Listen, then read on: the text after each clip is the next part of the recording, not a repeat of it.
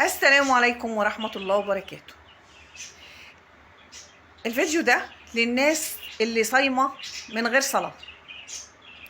في علماء قالوا ان لا يقبل الصوم، وفي علماء قالوا يقبل الصوم وربنا هيحاسبك على عدم الصلاة. فانت ليه يعني صيامك يبقى مشكوك فيه، يا ربنا يقبله يا ما يقبلوش؟ ما تعرفش انهي رأي في العلماء هو اللي صح. يعني انت بتعذب نفسك وبتجوع نفسك طول اليوم. طيب ما تصلي، ده الصلاة جت قبل الصوم وقبل الزكاة وقبل بقية الفروض، هي جاية بعد الشهادة لا إله إلا الله على طول الصلاة. فأنا عشان أنا أعرف ناس صايمة من غير صلاة فده حرام.